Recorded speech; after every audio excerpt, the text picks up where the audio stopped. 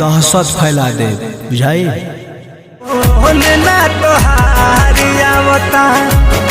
भाई लोग नमस्कार। जी हाँ दोस्तों, प्रमोद प्रेमी यादव जी के काफ़ी ब्लास्ट लेवल के सॉन्ग आप लोग के बीच में रिलीज़ किए जाएंगे। तो गाइस कब रिलीज़ किया जाएंगे तो आज की वीडियो में बात करेंगे। जी हाँ दोस्तों, आप लोग को बता दूं, प्रमोद प्रेमी यादव जी के गाना मर्डर बहुत जल्दी आप लोग के बीच में आने वाला है। कौन सा चैनल से आएगा दोस्तों बता दूँ कि 369 म्यूजिक से आएगा, नहीं तो प्रमोद प्रेमी यादव जी का ऑफिशियल यूट्यूब चैनल से आएगा। जी हाँ दोस्तों, बता दूँ इस गाने को छोटन मनीष और आर्या शर्मा का म्यूजिक होगा। पहले इस गाने को पोस्टर 2 से 3 दिन के अंदर लॉन्च कर दिया। गाना काफ़ी लाजवाब क्या है, आशा दोस्तों करते हैं कि ये गाना आप लोग को काफ़ी पसंद आएगा। इससे पहले प्रमोद प्रेमी यादव जी का बहुत अभी टाइटल पे काम चल रहा है।